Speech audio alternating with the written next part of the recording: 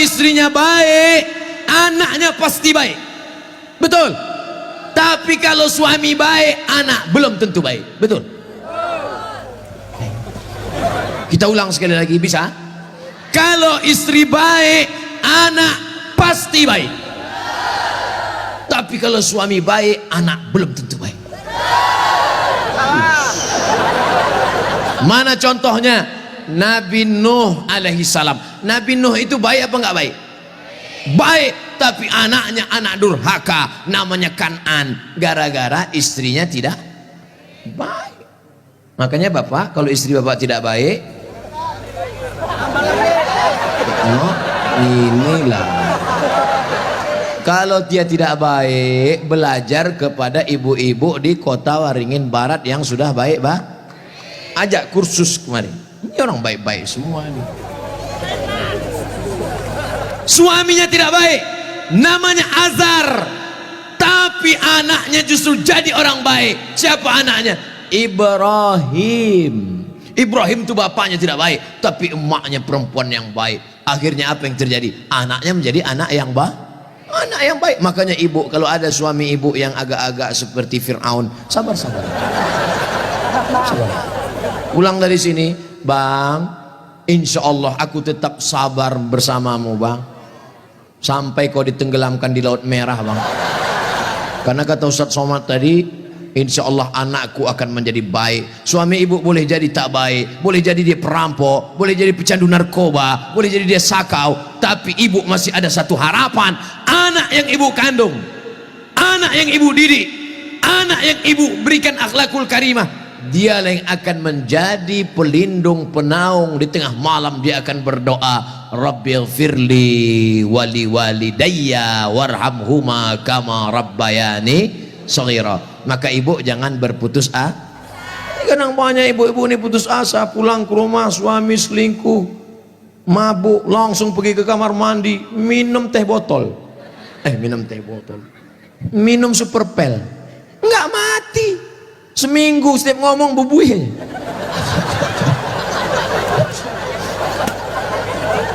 Ibu harus tegar, ibu harus kuat, ibu ada harapan. Harapan ibu siapa? Anakku akan jadi polisi, amin. Anakku akan jadi tentara, amin. Ibu sekolahkan saja anak ibu sesuai bakatnya. Perhatikan anak ini bakat. Anak saya suka main layang-layang, berarti jadi pilot helikopter. Anakku suka mandi hujan, angkatan laut. Anakku suka ngembus-ngembus semprit, dua kemungkinan, bisa jadi polisi razia, bisa jadi wasit sepak bola. Yang parkir jangan. Ibu jangan sebut tukang parkir, karena pada dasarnya kita semua ini adalah tukang parkir. Kita ini semua tukang parkir. Tirulah iman tukang parkir. Mobil mewah harga 2 miliar. Mundur ke tukang parkir. Setelah begitu diambil mobil ini, adakah tukang parkir yang marah? Gak ada. Ada nggak tukang parkir ngamuk-ngamuk? Kenapa mobil ini diambil? Saya sudah menjaganya 2 jam. Gak ada. Kalaupun ada berarti gila. Kita itu juga di dunia ini sama seperti iman tukang parkir. Mobil itu titipan, rumah itu titipan, anak itu titipan, kebun itu titipan. Kita hanya menjaganya di dunia, dan setelah itu kita akan mati. Ada yang punya kita? Tidak. Makanya bapak, berapa banyak bapak ketika istrinya meninggal, dia nggak ada nangis. Pas ditanya, bapak nggak nangis? Titipan Pak Ustadz. Ustadz ini ceramah nggak enak, pas giliran mati istri aja. Oke, sekarang kita balik. Berapa banyak ibu-ibu yang imannya sudah mantap, dia menganggap ini semua titipan, hilang, tidak apa-apa. Meninggal suaminya, dia tegar. Ibu nggak nangis, titipan Pak. Tapi ada satu ibu menangis, Papa, jangan kau tinggalkan mama sendiri, Pak. Pas ditanya sama tetangga, ibu nangis kenapa? Warisan dikit. Tapi itu tidak ada di Kobar, jauh di sana, jauh di pinggiran-pinggiran Pangkalan Bun. Yang di sini semuanya baik-baik, betul?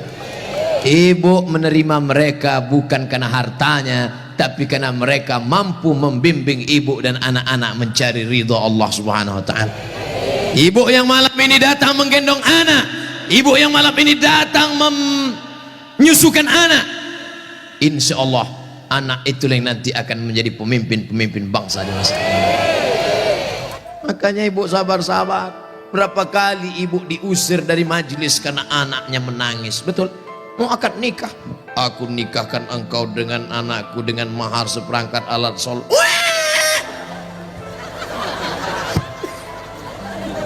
Berapa kali di majelis kematian ibu diusir. Betul? Ada orang kaya meninggal, datang anaknya, mantunya, cucunya pakai baju hitam semua. Nama kelompoknya Men in Black.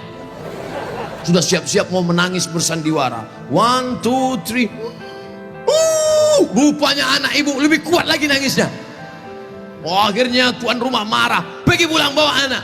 Berapa banyak ibu yang malu di depan orang banyak karena anaknya ingin naik mobil tetangga yang lebih mewah, lebih mahal.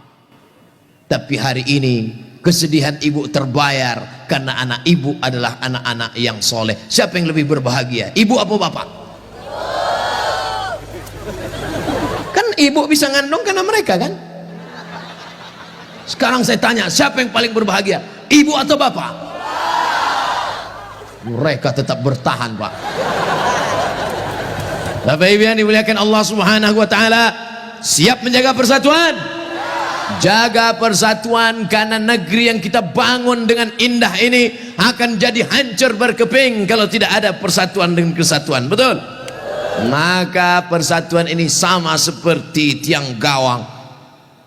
Kok Ustaz tiba-tiba ingat tiang gawang? Itu tiang gawang, itu tiang gawang. Ibu jaga gawang, jangan sampai kebobolan. Bapak striker, penyerang. Papa silakan kau pergi sejauh mata memandang, tapi di hari petang kau harus membawa uang. Untuk apa? Untuk anak-anak kita, supaya dia tidak makan riba, makan haram. Striker tidak pernah diejek oleh kiper. Kiper tidak pernah marah-marah. Apa kata kiper? Hei striker, kok enak aja di sana, tolong gantian kau jaga sini. Tidak ada, karena mereka sudah siap bagi-bagi itu, bagi tugas. Ceramah di tanah lapang, Ustaz Somad. Ceramah di stadion, Ustaz Somad. Ceramah di TV, Ustaz Somad. Ceramah di YouTube, Ustaz Somad. Tapi yang ngajar di pesantren, yang ngajar di ma'had, yang ngajar di sekolah, para habaib dan ulama, kami udah bagi-bagi tugas. Makanya Habib ulama nggak pernah ngaji. Apa itu Somad itu? Ceramahnya di lapangan aja. Apa itu Abu Somad itu? Ceramahi ibu-ibu aja. Ustaz gatal. Kan kita udah bagi-bagi tadi. Makanya nonton jangan sepotong-sepotong. Ke sana 45 menit, ke sini 45 menit, belum, sebentar lagi habis. Masya Allah, tabarakallah. Masih lama rupanya. Saudara yang dimuliakan Allah Subhanahu wa taala, di tempat laki-laki Abdul Somad bicara 3 bersama, jaga persatuan kesatuan. Yang kedua, ramaikan masjid dengan sholat berjamaah. Yang ketiga, makmurkan masjid dengan belajar agama, fikih, hadis, tafsir. Siap mengamalkan yang 3? Yang perempuan, yang pertama, ibu jangan sedih, ibu jangan depresi, hadapi masa depan. Didik anak-anak menjadi anak-anak yang soleh dan solehah. Ada pondok pesantren di Kobar. Tamat SD. Sebelum SD jangan sedih, kasihan. Ingusnya 12. Kalau 11 itu biasa, bengkok. Belum sampai hati. Ustaz Somad dulu pesantren, saya masuk pesantren tamat SMP, kegedean. Yang paling bagus taman SD, masuk pesantren. Siap memasukkan anak ke pesantren taman SD? Janji? Ibu ingat, ibu punya uang banyak, belikan dia gadget, belikan dia motor, belikan dia mobil. Dia kaya, dia banyak uang, dia ganteng, dia cantik, tapi dia sakau, gemetar, sakit, gak ada gunanya. Makanya benteng terakhir menjaga anak-anak kita adalah pondok pesantren. Tapi pesantren ini kadang-kadang nasib bak kerakap tumbuh di batu, hidup segan mati tak mau. Santrinya 1000, WC-nya 10. Ngantrilah santri-santri, wajahnya biru, menahan serangan. Maka ceramah saya di Palembang, Ustadz Abdul Somad, saksikan hari ini sumbangan 52 unit. 52 unit apa Kiai? WC. Mantap, bagus, itu yang perlu. Maka yang kaya-kaya datang besok pondok pesantren. Nggak ada gunanya pengajian banyak-banyak, mubazir. Innal mubazirina kanu ikhwana syayatin. Orang mubazir saudara setan. Kalau ada orang kaya tidak peduli pesantren, kalau ada orang hebat pejabat tidak peduli pendidikan agama, mubazir. Setan tidak menggoda dia lagi. Pas setan menggoda, ayo masuk neraka, kata setan sendiri, nggak usah bro, dia saudara kita. Hai bro, kata. Oleh sebab itu maka pertama yang ingin disampaikan Abdul Somad khusus kepada ibu-ibu, jangan pernah bersedih hati. Masa depanmu ada pada anak-anak, tataplah mereka masa depan, tapi tentu dengan bahasa ibu. Bahasa ibu paling ngerti dengan anak. Jangan pulang dari sini anaknya dikumpul semua assalamualaikum, nggak mesti diceramah. Ibu usap kepalanya, ibu tiup-tiup, kau akan menjadi pemimpin masa depan nak. Doa ibu luar biasa. Ibu kalau marah sama dia jangan panggil dia setan. Setan, tuyul, jangan panggil dia. Calon bupati kota Waringin Barat, gitu cara manggilnya. Calon anggota DPD, gitu. Insya Allah dia jadi nanti, insya Allah, amin. Warna ibu mulutnya luar biasa, berbisa bu. Ibu ngomong salah saja diaminkan malaikat. Maka jangan pernah bicara yang tidak baik, bicara yang baik-baik. Sampai ada seorang laki-laki di zaman Bani Israel sebelum Nabi Muhammad SAW, namanya Juraij. Siapa namanya? Juraij. Ada orang Pangkalan Bun namanya Juraij? Belum ada. Nah, ibu yang hamil-hamil nanti kasih nama anak Juraij. Hai Juraij, kepala sekolah salah tulis George. Ibunya lewat di depan tempat ibadah Juraij. Apa kata ibunya? Ya Juraij. Juraij merasa Tuhan lebih mulia. Aku tidak perlu menyambut panggilan anak. Aku tidak perlu menyambut panggilan ibuku. Dipanggil kedua kali, ya Juraij. Juraij mengatakan, Tuhan lebih mulia, ngapain aku menyambut ibuku? Panggilan yang ketiga, ya Juraij. Anaknya tidak menyambut juga. Akhirnya tercetus dari mulut ibunya. Apa kata ibunya? Allahumma la tumithu hatta turihi wujuhal mumisat. Jangan matikan Juraij sebelum matanya melihat wanita tuna susila. Mohon maaf, perempuan tidak baik, PSK, WTS, entah apa lagi namanya, dikabulkan Allah. Tidak lama setelah itu ternyata ada seorang perempuan pengembala kambing, hamil bukan kenyang, hamil, ditangkap, ditanya, hei perempuan, siapa suamimu? Siapa yang menghamilimu? Perempuan itu menjawab, Juraij. Yang menghamili saya adalah Juraij. Kira-kira masuk akal nggak Juraij menghamili perempuan yang nakal ini? Tidak, bukan dia, tapi fitnah. Dipertemukan Juraij dengan perempuan nakal.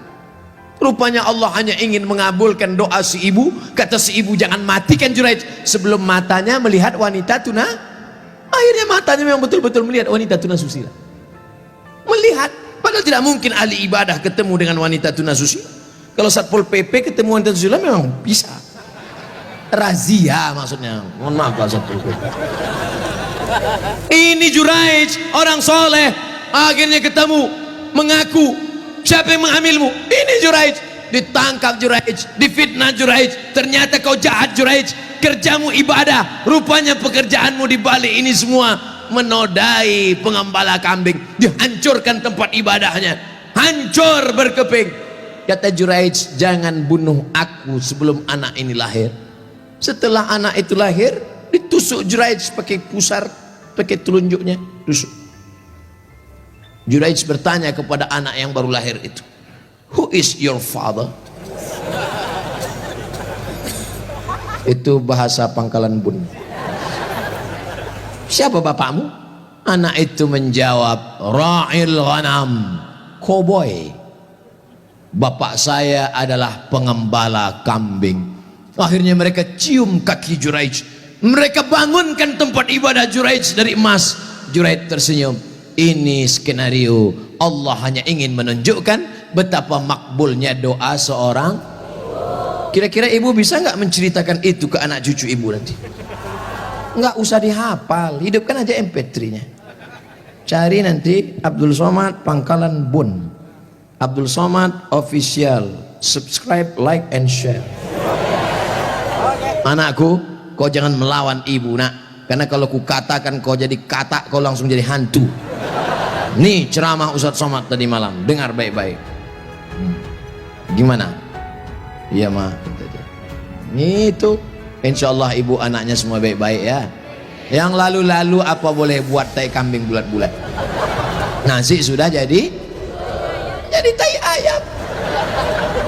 Nasi tidak bisa kita rubah lagi bu, tapi yang akan datang kita perbaiki. Cucu-cucu yang sudah lahir, sudah besar, nggak bisa lagi. Tapi ibu punya anak perempuan, kasih tahu sama anak perempuan ibu, kamu kalau hamil banyak-banyak baca sholawat. Kalau hamil kata kiai, kata Habib, banyak-banyak baca surat Yusuf nak.